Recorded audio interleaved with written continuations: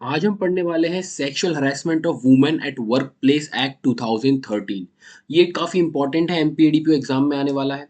इस एक्ट को हम पढ़ते हुए मैं आपको सब कुछ बताऊंगा कि कहाँ से एमसीक्यू बन सकता है, किस केस लॉ पर बेस्ड है। बस आपको इतना करना है कि आपको वीडियो तक अंत तक बने रहना है मेरे साथ। तो सब कुछ बनाऊंगा। ये एक्ट आप जब पढ़ लोगे ना तो ये ऐसा हो जाएगा कि आपके खून में आरबीसी डब्ल्यूबीसी के साथ ये एक्ट भी तैरने लगेगा या बहने लगेगा।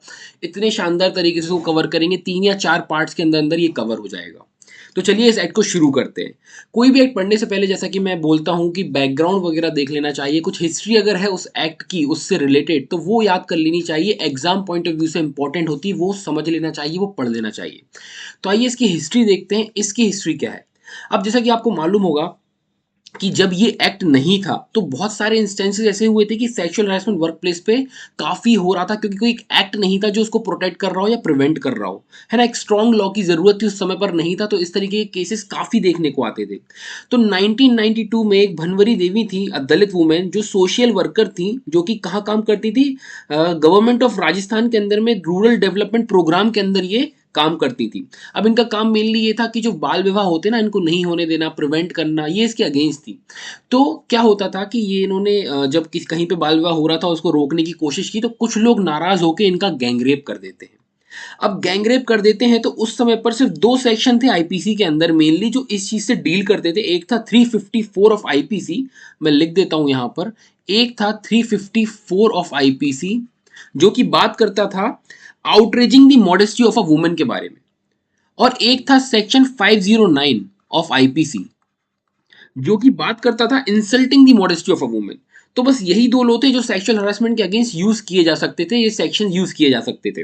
बट लॉ जो गैप जो था एक अलग ही तरीके से दिख रहा था कि गैप है, एक प्रॉपर लॉ नहीं है। एक जिस तरीके से ये एक्ट को बनाया गया ऐसा कोई लॉ नहीं था जिससे हम कर्व कर सके इन प्रैक्टिसेस को, जो ये सेक्सुअल हरासमेंट वर्क प्लेस में हो रहा था, इस चीज को कम करा जा सके, ऐसा कोई लॉ नहीं था। ठीक है। तो जब ये केस आया, जैसे कि आपने नाम सुना होगा Vishakha versus state of Rajasthan, ये जो केस आया 1997 का था और विशाखा गाइडलाइंस काफी फेमस हुई और उसके बाद इस एक्ट को बनाया गया। तो मेन हम कह सकते हैं कि इस एक्ट की ओरिजिन कहां से हुई है, तो ये केस जो है Vishakha versus state of Rajasthan 1997, इसके बाद जब डिसीजन वगैरह हुआ, विशाखा गाइडलाइंस आई, उसके बाद ये एक्ट बनाया गया। सबसे पहले तो बहुत इंपॉर्टेंट है, ये केस डायरेक्ट क्वेश्चन आ सकता है, आपको ध्यान रखना है। अब हम आते हैं हमारे एक्ट के ऊपर।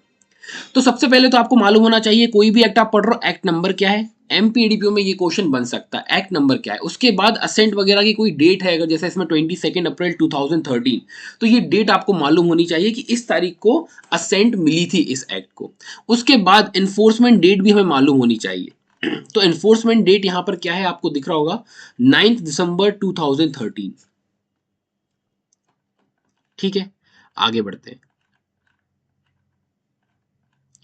अब जब भी आप कोई एक्ट पढ़ते हो तो आप देखते होगे ऊपर ये प्रियम्बल कहते हैं, इसको प्रियम्बल लिखा होता है ना। तो इस एक्ट का प्रियम्बल क्या है, an act to provide protection against sexual harassment of women at work place and for the prevention. तो प्रोटेक्शन और प्रिवेंशन दोनों है, और जो भी कंप्लेंट्स होंगी उन कंप्लेंट्स को सॉल्व करना, रिड्रेसल करना, वो भी इसके अंदर है, for matters connected there with.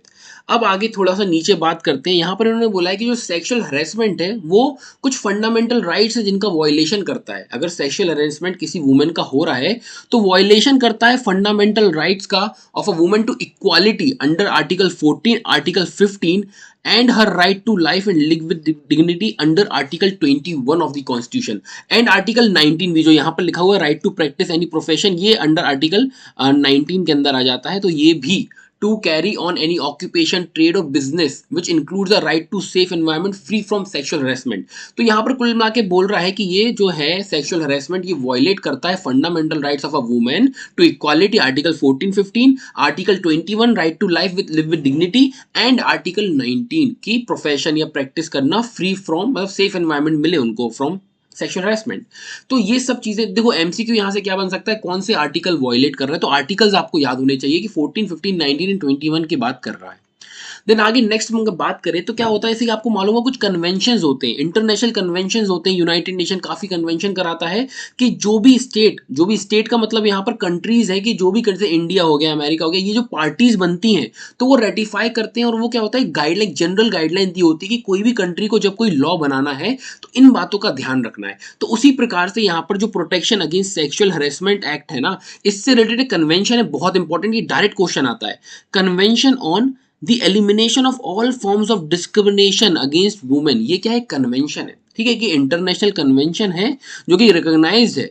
उसको इंडिया ने रेटिफाई किया था 25 जून 1993 को। तो ये क्वेश्चन डायरेक्ट आता है कि इंडिया ने कब रेटिफाई किया था इस कन्वेंशन को, तो याद रखना है 25 जून 1993 को रेटिफाई किया था, पार्टी बन गई थी। और उसी के बाद इन्होंने काफी चीज, आप देखोगे अगर कन्वेंशन को देखोगे तो काफी कुछ सिमिलर इस एक्ट के अंदर आपको देखने को मिलेगा, ठीक है, क्योंकि अगर आप रेटिफाई कर लेते हो इस तरीके से कोई कन्वेंशन को तो आपको उन चीजों को आपके एक्ट के अंदर लाना होता है अपने तरीके से।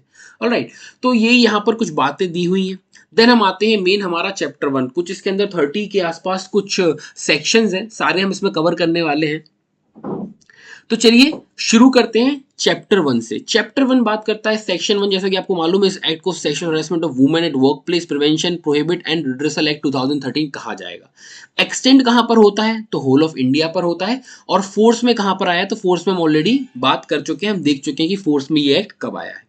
देन आगे बढ़ते हैं डेफिनेशन क्लॉज पे। देखो कुछ डेफिनेशन बहुत इंपॉर्टेंट है, और मैं देखो जैसे कोई भी एक्ट का नाम होता है ना, जैसे sexual harassment of women at work place, तो इसके अंदर sexual harassment of work place को डिफाइन किया गया है, तो एटलीस्ट आपको उन दोनों का मतलब या उन दोनों के कहां पर वो फॉल कर रहे हैं डेफिनेशन क्लॉज में, ये मालूम होना चाहिए। एमसीक्यू डायरेक्ट आता है।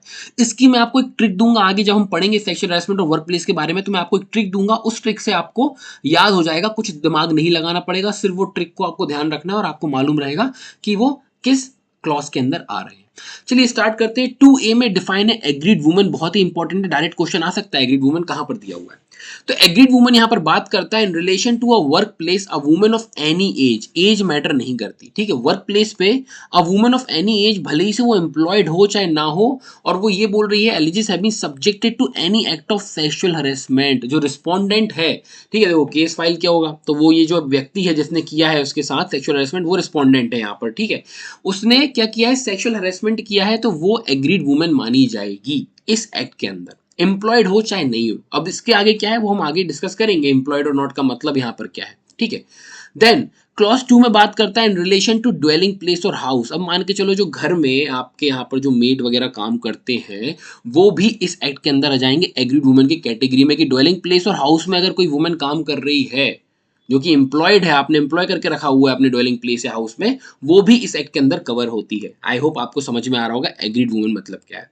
देन आगे बात करते हैं अप्रोप्रिएट गवर्नमेंट की। अब अप्रोप्रिएट गवर्नमेंट यहाँ पर इन्होंने क्या लिया हुआ है, अप्रोप्रिएट गवर्नमेंट को यहाँ पर दोनों है, एक तो देखो सेंट्रल भी है और स्टेट भी है। अब कैसे, तो उन्होंने बोला work place which is establish owned और कंट्रोल्ड, एस्टेब्लिश किया हो, ओन्ड हो या फिर कंट्रोल्ड हो, होली हो या सब्सटेंशियली हो, मतलब पूरा हो या फिर कुछ पोर्शन भी हो, जो कि फंड दिया गया है किसके द्वारा, सेंट्रल के द्वारा या स्टेट के द्वारा। अगर सेंट्रल के द्वारा या यूनियन टेरिटरी के द्वारा है तो सेंट्रल गवर्नमेंट यहाँ पर अप्रोप्रिएट गवर्नमेंट होगी, और अगर स्टेट गवर्नमेंट द्वारा है तो स्टेट गवर्नमेंट होगी। मतलब हम कुल मिला के कह सकते हैं स्टेट और सेंट्रल दोनों ही यहाँ पर हैं, राइट, अप्रोप्रिएट गवर्नमेंट का मतलब। देन एक और बहुत इंपॉर्टेंट इसमें क्लॉज 2 बात करता है कि in relation to any work place, जो कि कवर नहीं है सब क्लॉज 1 में। सब क्लॉज 1 ये है, इसमें अगर कवर नहीं है कोई वर्क प्लेस तो वो फॉल करेगा किसकी टेरिटरी में, तो वो फॉल करेगा स्टेट गवर्नमेंट। मतलब कोई प्राइवेट है अगर, तो वो किसके उसमें फॉल करेगा, स्टेट गवर्नमेंट के उसमें फॉल करेगा। तो ये इंपॉर्टेंट ही एमसीक्यू बन सकता है यहाँ से, इसको ध्यान रखना। देन आगे बात करते हैं 2C के बारे में। 2C चेयरपर्सन है, चेयरपर्सन को बताता है लोकल कमेटी के केस में चेयरपर्सन को अपॉइंट किया जाता है, तो हम 7 के 1 में देखेंगे, ठीक है, इतना इंपॉर्टेंट नहीं है, इसको अगर आप याद ना भी रखो तो चलेगा। देन 2D डिस्ट्रिक्ट ऑफिसर के बारे में बात करता है सेक्शन 5 में, वो भी हम देखेंगे आगे, इसको भी आप याद भले ही मत रखो क्लॉज को। 2E हमें याद रखना है, डायरेक्ट क्वेश्चन आ सकता है डोमेस्टिक वर्कर कहां पर डिफाइन है सेक्सुअल हरेसमेंट एक्ट में, तो 2E हमें मालूम होना चाहिए। अब देखो डोमेस्टिक वर्कर मतलब क्या है। Domestic worker means a women who is employed to do the household work in any household, ठीक है, जैसे कि मेड की हमने बात की थी कि आपने एम्प्लॉय किया है हाउस होल्ड वर्क करने के लिए, ठीक है, किसी भी हाउस होल्ड में है।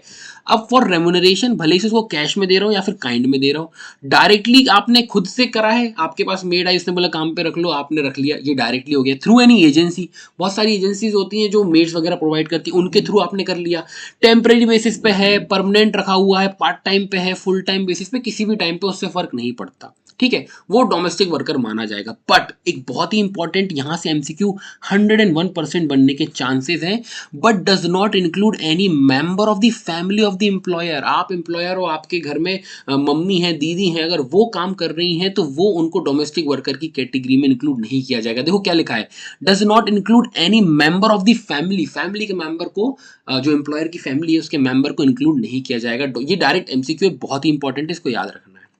आगे बढ़ते हैं 2F की ओर। 2F बात करता है एम्प्लॉय के बारे में। एम्प्लॉय क्या है, तो उन्होंने बोला means a person employed at a work place for any work, regular हो, टेम्पररी हो, एडहॉक। एडहॉक मतलब एक जैसे होता है पर्टिकुलर असाइनमेंट के लिए या पर्टिकुलर काम के लिए आपने रखा हुआ है। डेली बेसिस पे हो सकता है, डायरेक्टली आपने किया या थ्रू एजेंट किया है, इसमें कॉन्ट्रैक्टर वगैरह इंक्लूड है, राइट। तो रेम्युनरेशन हो, बिगर रेम्युनरेशन के हो, वर्क कर रहा हो वॉलंटरी बेसिस, जैसे एनजीओज में वॉलंटरी बेसिस पे वर्क करते हैं, वो सबको उन्होंने एम्प्लॉय की कैटेगरी में यहाँ पर डाला हुआ है। Whether the terms of employment are express हो या इम्प्लाइड हो, इंक्लूड करता है coworker, contract worker, probationer, trainee, apprentice, सबको इसमें इंक्लूड है। मतलब ट्रेनी वगैरह जो होते हैं, है ना, प्रोबेशन पीरियड पे जो होते हैं, कॉन्ट्रैक्ट वर्कर जो होते हैं, अप्रेंटाइज जो होते हैं, इंटर्न वगैरह, सब एम्प्लॉय की कैटेगरी में आएंगे यहाँ पर। 2F की बात हो रही है, एम्प्लॉय यहाँ पर दिया हुआ है, इंपॉर्टेंट है। डायरेक्ट क्वेश्चन कैसा आ सकता है यहाँ से कि एम्प्लॉय की कैटेगरी में क्या क्या इंक्लूड करता है, और ये ऑप्शंस आपको दिए जा सकते हैं, तो आपको ध्यान रखना है, राइट। आगे आता है हमारा 2G में एम्प्लॉयर। अब एम्प्लॉयर मतलब क्या है, एम्प्लॉयर में उन्होंने ऑलमोस्ट सब कुछ इंक्लूड कर लिया है। डिपार्टमेंट है, ऑर्गेनाइजेशन है, अंडरटेकिंग, एस्टेब्लिशमेंट, ब्रांच और unit of the appropriate government और अ लोकल अथॉरिटी।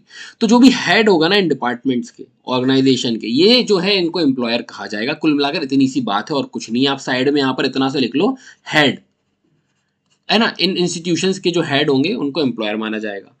सेकंड बात करता है इन एनी वर्क प्लेस जो not covered under sub clause 1, मतलब अगर यहां पर कवर्ड नहीं है तो क्या होगा, तो एनी पर्सन रिस्पॉन्सिबल, कोई भी व्यक्ति जो रिस्पॉन्सिबल है, ये तीन चीज बहुत इंपॉर्टेंट है, मैनेजमेंट, सुपरविजन एंड कंट्रोल। तो आप साइड में यहां पर लिख सकते हो मैनेजमेंट, सुपरविजन और कंट्रोल। ये तीन जो कर रहा होगा, जो फर्स्ट क्लॉज 1 में फॉल नहीं हो रहे हैं, तो वो क्लॉज 2 में आ जाएंगे, वो व्यक्ति जो मैनेज, सुपरवाइज और कंट्रोल कर रहे हैं कोई भी वर्क प्लेस को। देन एक्सप्लेनेशन उन्होंने लिखा मैनेजमेंट मतलब क्या, तो उन्होंने लिखा पर्सन और बॉन्ड और कमिटी जो रिस्पॉन्सिबल है, फॉर्मुलेट कर रहा है या पॉलिसीज वगैरह बना रहा है या उसको एडमिनिस्ट्रेशन से रिलेटेड, वो मैनेजमेंट यहाँ पर बताया गया है ना। तो वो व्यक्ति या वो बोर्ड या वो कमिटी रिस्पॉन्सिबल होगी फॉर्मुलेशन वगैरह पॉलिसी की, तो उसको मैनेजमेंट के अंदर ले लिया जाएगा। देन आता है क्लॉज 3। क्लॉज 3 बात करता है in relation to work place covered under 1 and 2। तो जो पर्सन डिस्चार्ज कर रहे हैं contractual obligation with respect to his और हर एम्प्लॉयज, वो भी इसमें इंक्लूड है। देन फोर्थ बात करता है ड्वेलिंग प्लेस और हाउस में, है ना, हाउस होल्ड आपने एम्प्लॉय किया या फिर बेनिफिट के लिए। अब देखो यहाँ पर दो चीजें, एम्प्लॉय या बेनिफिट। देखो एम्प्लॉय जरूरी नहीं आप कर रहे हो, कोई और भी कर रहा हो, या फिर देखो अब बेनिफिट तो आपको मिल रहा है ना, मान के चलो एम्प्लॉय आपके ही किसी को आपने दिया हुआ था मैनेज करने के लिए, उसने करा, तो बेनिफिट तो आपको मिल रहा है ना, तो आप भी कवर हो इसके अंदर। तो ड्वेलिंग प्लेस में रिलेटेड जो हु एम्प्लॉयज या फिर बेनिफिट ले रहा है from the employment of domestic worker, वो आपके घर की साफ सफाई कर रहा है, बेनिफिट तो आपको है ना। तो employment of domestic worker irrespective of the number, time period, कितने समय के लिए किया है, कैसे वर्क के लिए क्या है, नेचर वगैरह क्या है, एक्टिविटीज कौन सी परफॉर्म कर रहा है, इससे फर्क नहीं पड़ेगा, आप एम्प्लॉयर की कैटेगरी में इंक्लूड हो जाओगे अगर हाउस होल्ड वर्क के लिए भी आपने अपनी ड्वेलिंग प्लेस पे किसी को रखा हुआ है। ये एम्प्लॉयर है कुल मिलाकर, तो बस थोड़ा सा ध्यान रखना है, इतना इंपॉर्टेंट नहीं है, बट चीज़ें याद होनी चाहिए कि क्या क्या मैनेजमेंट वगैरह भी इसमें इंक्लूड हो जाएंगे, वो वाले लोग भी। देन हमारा आता है 2H, इंटरनल कमिटी की बात करता है। इंटरनल कमिटी इंपॉर्टेंट है, मालूम होना चाहिए। इंटरनल कमिटी सेक्शन 4 में बनती है, तो वहां हम पढ़ेंगे, वहां के लिए बहुत इंपॉर्टेंट है। देन आई, लोकल कमिटी, ये भी इंपॉर्टेंट है, सेक्शन 6 में इसकी बात की जाएगी, तो हम वहां पर पढ़ेंगे। मेंबर मींस, मेंबर जो इंटरनल कमिटी लोकल कमिटी के होंगे, सिंपल है, प्रिस्क्राइब पढ़ना नहीं है। प्रिसाइडिंग ऑफिसर मतलब जो presiding officer internal complaint committee में होता है। देखो दो बता रहा हूं अभी यहीं पर डिफरेंस, इंटरनल कंप्लेंट कमिटी के केस में प्रिसाइडिंग ऑफिसर होता है और लोकल कंप्लेंट कमिटी के केस में चेयरपर्सन होता है, ठीक है, कंफ्यूज मत होना। आगे बात करते हैं रिस्पोंडेंट। मालूम होना चाहिए रिस्पोंडेंट कहां पर दिया हुआ है। रिस्पोंडेंट टू एम में है, मींस अ पर्सन अगेंस्ट हुम agreed woman has made a complaint. जो एग्रीड वुमन है जिसके साथ सेक्सुअल हरासमेंट हुआ है, उसने कंप्लेंट जिस व्यक्ति के खिलाफ लगाई है उसको रिस्पोंडेंट कहेंगे। टू एम में दिया हुआ है। अब आता है हमारा मेन, जैसे कि मैंने आपको बताया था कि एक्ट के अंदर ही जो नाम आ रहा है ना, एटलीस्ट वो तो आपको मालूम होना ही होना चाहिए कि कहां पर डिफाइन है। जैसे कि सेक्सुअल हरासमेंट और वर्क प्लेस हमारा आ रहा है। इसकी ट्रिक क्या है, देखो इसकी ट्रिक मैं बताता हूं। से नो टू सेक्सुअल हरासमेंट, देखो मैं लिख देता हूं, से नो टू सेक्सुअल हरेसमेंट, ये ट्रिक है। अब नो का मतलब क्या है, देखो एन में सेक्सुअल हरेसमेंट की डेफिनेशन है और ओ में डिफाइन है वर्क प्लेस। ठीक है, अब देखो ये लाइन से ही चलता है। वैसे भी एक्ट का नाम क्या है आपका, sexual harassment of women at work place. तो एन फॉर सेक्सुअल हरासमेंट के लिए और ओ फॉर वर्क प्लेस। तो से नो टू सेक्सुअल हरासमेंट और नो ही आपका यहाँ पर दोनों को डिफाइन करता है। तो आप देख रहे होगे एन में दिया हुआ है सेक्सुअल हरासमेंट और ओ में नीचे दिया हुआ है, यहाँ पर कहाँ दिया हुआ है, कहाँ दिया हुआ है, ये दिया हुआ है ओ वर्क प्लेस। ये आप देख पा रहे होगे। तो स्टार्ट करते हैं। एन बात करता है सेक्सुअल हरासमेंट के लिए, बहुत ही इंपॉर्टेंट है दोनों ही। Sexual harassment includes any one or more of the following unwelcome acts or behaviour whether directly or by implication. तो ये कुछ एक्ट्स दिए हैं जिसको सेक्सुअल हरासमेंट माना जाएगा अगर कोई भी ऐसा अनवेलकम एक्ट या फिर बिहेवियर एक वुमेन के प्रति करते हो तो। जैसे कि physical contact and advances, demand वगैरह कर रहे हो, रिक्वेस्ट फॉर सेक्सुअल फेवर्स तो भी इसमें आ जाएगा, मेकिंग सेक्सुअली कलर्ड रिमार्क्स ये भी इसमें इंक्लूड है, showing pornography, any other unwelcome physical verbal और नॉन वर्बल मतलब क्या हो गया, जेस्चर्स वगैरह, है ना, इशारे जेस्चर्स वगैरह आप कर रहे हो, कंडक्ट ऑफ सेक्सुअल नेचर, तो वो भी इसके अंदर इंक्लूड हो जाएगा। आई होप इतना आपको क्लियर होगा कि एन में क्या क्या चीजें, ये इंपॉर्टेंट है, ये चारों पांचों जो छह चीजें यहाँ पर दी हुई है ना, ये आपको मालूम होना चाहिए। राइट, देन हम आगे बढ़ते हैं वर्क प्लेस में क्या क्या इंक्लूड होता है। वर्क प्लेस में इन्होंने ऑलमोस्ट सब कुछ इंक्लूड कर दिया है। मेन वही इंपॉर्टेंट है कि आपको मालूम होना चाहिए वर्क प्लेस कहाँ पर डिफाइन है, बाकी इंक्लूड तो उन्होंने ऑलमोस्ट सब कुछ कर दिया है। ये देखो आप, department, organisation, undertaking, office, branch, unit जो कि ओन्ड कंट्रोल्ड किसके द्वारा हो, फंड वंड वगैरह प्रोवाइड कर रही हो, अप्रोप्रिएट गवर्नमेंट, लोकल अथॉरिटी या कोई गवर्नमेंट कंपनी या फिर कॉर्पोरेशन और या फिर कोई कोऑपरेटिव सोसाइटी। देन दूसरा यहाँ पर प्राइवेट सेक्टर को भी इंक्लूड किया है। प्राइवेट सेक्टर ऑर्गेनाइजेशन है, वेंचर है, एंटरप्राइज, इंस्टीट्यूशन है, even NGOs, unit, service provider जो है, एजुकेशनल, वोकेशनल, सब कुछ यहाँ पर इंक्लूड है। हॉस्पिटल, नर्सिंग होम, कोई भी स्पोर्ट्स। देखो इसको सबसे अच्छे से याद करने का तरीका है, साइड में लिख लो आप कि यहाँ पर ये गवर्नमेंट से रिलेटेड है ना, जो भी ओन्ड, यहाँ पे लिख सकते हो आप ओन्ड, कंट्रोल्ड और क्या है यहाँ पर एस्टेब्लिश किया गया है अगर उनके द्वारा, वो इंक्लूड है। यहाँ पर प्राइवेट सेक्टर से रिलेटेड बात हो रही है, यहाँ पर हॉस्पिटल से रिलेटेड बात हो रही है, नीचे स्पोर्ट्स से रिलेटेड बात हो रही है, स्पोर्ट इंस्टीट्यूट हो, स्टेडियम हो, कॉम्प्लेक्स हो, गेम्स से रिलेटेड ट्रेनिंग वगैरह सब कुछ यहाँ इंक्लूड है। देन फिफ्थ पॉइंट बात करता है any place visit by the employee arising out of course during the course of employment include, मतलब ट्रांसपोर्टेशन भी आप दे रहे हो ना, कोई एम्प्लॉयर को घर से लाने के लिए या फिर यहाँ से कोई साइट वगैरह विजिट कर रहा है, तो वो जो ट्रांसपोर्टेशन है, वो जो जर्नी वो जो अंडरटेक कर रहा है, उसमें भी वो वर्क प्लेस उसको भी माना जाए। उस बस को अंदर भी अगर वो बैठा है ना, तो उसको वर्क प्लेस माना गया है। यहाँ पर क्लियरली लिखा हुआ है including transportation by the employer for undertaking such journey. ठीक है, उसके बाद नेक्स्ट बात करता है ड्वेलिंग प्लेस और अ हाउस, ये तो है ही, से हम पहले भी देख चुके हैं। ये वर्क प्लेस के बारे में बात करता है।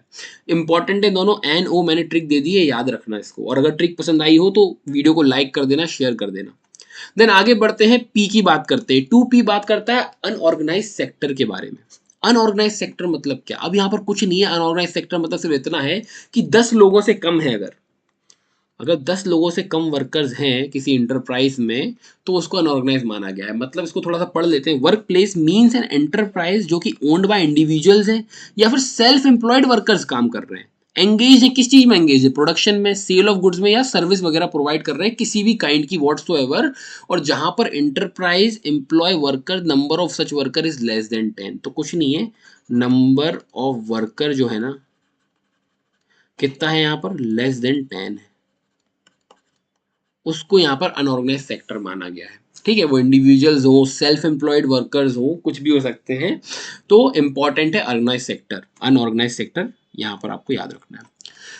देन आगे बढ़ते हैं सेक्शन 3 की ओर, जो कि बात करता है prevention of sexual harassment. Direct question आपका यहां से ये बनेगा कि प्रिवेंशन ऑफ सेक्सुअल हरेसमेंट किस सेक्शन में दिया हुआ है। तो सेक्शन 3 इस बारे में बात करता है, इंपॉर्टेंट है, एमसीक्यू डायरेक्ट आपका सेक्शन पे बन सकता है। सबसे पहले बात करता है कि no woman shall be subjected to sexual harassment at any work place. ठीक है, हमें मालूम है, ऑब्वियसली एक्ट ही इस बारे में है। देन सबसेक्शन 2 बहुत इंपॉर्टेंट बात करता है कि कुछ सर्कमस्टेंसेज हैं, मतलब बहुत सारे सर्कमस्टेंसेज में कुछ सर्कमस्टेंसेज हैं, अगर ये अकर होते हैं या फिर प्रेजेंट होते हैं इन रिलेशन टू और कंडक्ट विद एनी एक्ट और behaviour of sexual harassment. Sexual harassment से रिलेटेड कोई एक्ट या बिहेवियर से रिलेटेड ये चीजें अगर प्रेजेंट होती हैं तो उसको भी सेक्सुअल हरेसमेंट माना जाएगा। कौन सी चीज बहुत इंपॉर्टेंट है, ये पांचों पॉइंट आपको याद होने चाहिए। सबसे पहली बात करता है इम्प्लाइड और explicit promise of preferential treatment in her employment. आप उसको प्रॉमिस कर रहे हो, वो इम्प्लाइड हो या एक्सप्लिसिट हो फर्क नहीं पड़ता, कि ट्रीट प्रेफरेंशियल प्रेफरेंस दिया जाएगा दूसरों के उससे कंपैरेटिवली। तो इस तरीके से क्यों कर रहे हो, क्यों कोई एक्ट या बिहेवियर ऑफ सेक्सुअल हरेसमेंट से कनेक्टेड है या उससे आप चाह रहे हो कोई फेवर वगैरह, तो आप सेक्सुअल हरेसमेंट ही इसको माना जाएगा। देन सेकंड बात कर रहा है इम्प्लाइड और explicit threat of detrimental treatment in employment. गलत तरीके से ट्रीट कर रहे हो, है ना, धमकी वगैरह भी जैसे आगे इंक्लूड है, थ्रेट वगैरह भी है, या कुछ भी तरीके से आप गलत कर रहे हो तो भी इसके अंदर इंक्लूड है। जैसे थर्ड आप पॉइंट देखोगे, थ्रेट वगैरह अबाउट हर प्रेजेंट और फ्यूचर एम्प्लॉयमेंट स्टेटस। आप उसको धमकी दे रहे हो कि तेरे को निकाल दूंगा, तेरे को आगे कहीं पे काम नहीं करने दूंगा, तो ये सब अगर आप ऐसा नहीं करते हो कोई एक्ट, तो वो धमकी दे रहे हैं, तो वो भी इसके अंदर इंक्लूड हो जाएगा। देन फोर्थ पॉइंट बात करता है interference with her work creating an intimidating offensive और हॉस्टाइल। हॉस्टाइल वर्क एनवायरनमेंट क्या है, अनकंफर्टेबल। अनकंफर्टेबल है वो, अनकंफर्टेबल आप एक उसके सराउंडिंग्स क्रिएट करो, एक एनवायरनमेंट जो है अनकंफर्टेबल उसको फील करा रहे हो, इंटिमिडेट कर रहे हो, ऑफेंसिव एनवायरनमेंट है, आप इंटरफेयर कर रहे हो उसके वर्क में, तो वो भी क्या माना जाएगा, अमाउंट टू सेक्सुअल हरेसमेंट माना जाएगा। देन फिफ्थ, ह्यूमिलिएट कर रहे हो उसको, treatment likely to affect her health और सेफ्टी, ये भी इसके अंदर इंक्लूड है। तो प्रिवेंशन ऑफ सेक्सुअल हरेसमेंट के अंदर ये 5 चीजें इंक्लूड है, ये बहुत इंपॉर्टेंट है, आपको मालूम होना चाहिए। ठीक है, इसको आप याद कर लेना। Preferential treatment, detrimental treatment, threat कर रहे हो फ्यूचर रिलेटेड एम्प्लॉयमेंट स्टेटस से, वर्क से रिलेटेड एक हॉस्टाइल एनवायरनमेंट क्रिएट कर रहे हो, हॉस्टाइल वर्क एनवायरनमेंट क्रिएट कर रहे हो, ह्यूमिलिएट कर रहे हो, ये सब चीजें इंक्लूड हो जाएंगी। देन आगे बढ़ते हैं चैप्टर 2। चैप्टर 2 बहुत ही इंपॉर्टेंट है, बात करता है constitution of internal complaint committee. बहुत ही ज्यादा इंपॉर्टेंट है, जितने स्टार मार्क कर सकते हो ना यहाँ मार्क कर दो, उतने कम है। बहुत इंपॉर्टेंट है सेक्शन 4। इसमें हम देखेंगे कितने लोग एम्प्लॉयड होते हैं, कैसे कौन बनाएगा। तो देखो, इंटरनल कंप्लेंट कमेटी के नाम से हमें समझ में आ रहा है कि वर्क प्लेस पर एम्प्लॉयर इसको जो है क्या, इसको फॉर्म करेगा, राइटिंग में कॉन्स्टिट्यूट करेगा, एक कमिटी बनाएगा एम्प्लॉयर अपनी कंपनी के अंदर, जिसको कहा जाएगा इंटरनल कंप्लेंट कमिटी। ऑब्वियसली समझ में आ रहा है इंटरनल कंप्लेंट कमेटी क्या, कि कोई भी सेक्सुअल हरेसमेंट से रिलेटेड कंप्लेंट्स होंगी तो जो एग्रीड वुमेन होगी वो इंटरनल कंप्लेंट कमेटी को कंप्लेंट कर सकती है। राइट, इतना समझ में आ रहा है। चलिए इसको रीड करते हैं। अब यहाँ पर उन्होंने बोला provided that where the offices और administrative unit of work place are located at different place of divisional sub divisional. इन्होंने बोला इंटरनल कमेटी कंस्टिट्यूट हर यूनिट और ऑफिस में होनी चाहिए। जैसे मान के चलो आपकी एक ही सिटी में 3 ऑफिस हैं अलग अलग जगह, या फिर ब्रांच है, सब्सिडरी है, सब में इंटरनल कंप्लेंट कमेटी होनी चाहिए। ये बोलता है ये कि जितने भी ऑफिसेज हैं या एडमिनिस्ट्रेटिव यूनिट्स हैं आपकी वर्क प्लेस की, वहां पर होनी चाहिए। शाल है मतलब मैंडेटरी है। आगे बढ़ते, सबसेक्शन 2 बात करता है इंटरनल कमिटी कंसिस्ट किस किस को करेगी। Very very important.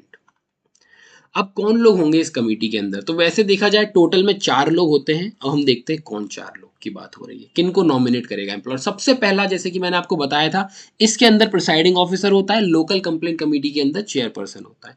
तो प्रिसाइडिंग ऑफिसर कौन होगा, सबसे पहला जो हमारा है प्रिसाइडिंग ऑफिसर है। प्रिसाइडिंग ऑफिसर उन्होंने बोला एक वुमेन होगी एम्प्लॉयड, सीनियर लेवल पे कोई वुमेन एम्प्लॉयड होगी वर्क प्लेस पे, उसको बनाया जाएगा प्रिसाइडिंग ऑफिसर, सिंपल सी भाषा में। अब मान के चलो senior level women employee available नहीं है, तो क्या होगा सर, तो प्रिसाइडिंग ऑफिसर नॉमिनेट करेगा कोई दूसरे ऑफिस से या कोई दूसरे एडमिनिस्ट्रेटिव यूनिट से, उसको कोई सीनियर लेवल वुमेन को यहाँ पर एम्प्लॉय कर देगा। ठीक है, उसको प्रिसाइडिंग ऑफिसर बना देगा। अब सर दूसरे उसमें भी नहीं है, मान के चलो अगर दूसरी वर्क प्लेस और यूनिट पे भी अगर सीनियर लेवल वुमेन एम्प्लॉय नहीं है, तो क्या होगा, कोई अदर वर्क प्लेस से, जो सेम एम्प्लॉयर की कोई अदर वर्क प्लेस होगी या अदर डिपार्टमेंट या ऑर्गेनाइजेशन होगा, वहां से लेके आया जाएगा, but senior level women employee चाहिए, उसी को प्रिसाइडिंग ऑफिसर ये बनाएंगे। पहला क्लियर कर लो, पहला पर्सन हमें मिल गया। अब आगे देखते हैं दूसरा। इन्होंने बोला है not less than 2 members from amongst employees preferably committed to the cause of women, मतलब एटलीस्ट 2 मेंबर्स।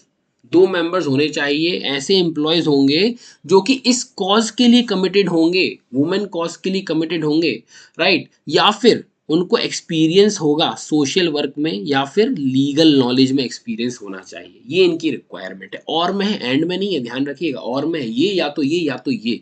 तो एटलीस्ट 2 मेंबर्स होंगे जो एम्प्लॉइज़ होंगे, जो कमिटेड टू द कॉज़ हो या फिर एक्सपीरियंस हो या फिर लीगल नॉलेज हो।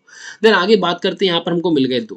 देन आगे बात करते हैं 1 मेंबर फ्रॉम अमंग्स एनजीओ। एक मेंबर एनजीओ से होगा या फिर एसोसिएशन से होगा जो कमिटेड हो to the cause of women. अब कॉज ऑफ वुमेन क्या, यही कि सेक्सुअल हैरेसमेंट ना हो, इस चीज को प्रिवेंट प्रोटेक्ट करने में लगे हो, वो कॉज ऑफ वुमेन के लिए कमिट माना जाएगा उनको, और वो उनमें से एक व्यक्ति को लिया जाएगा, या फिर कोई पर्सन फेमिलियर हो इस issue relating to sexual harassment से, तो वो व्यक्ति को लिया जाएगा। मतलब हम यहाँ पर आप साइड में सिर्फ एनजीओ या एसोसिएशन लिख सकते हो, एक व्यक्ति यहाँ से जाएगा।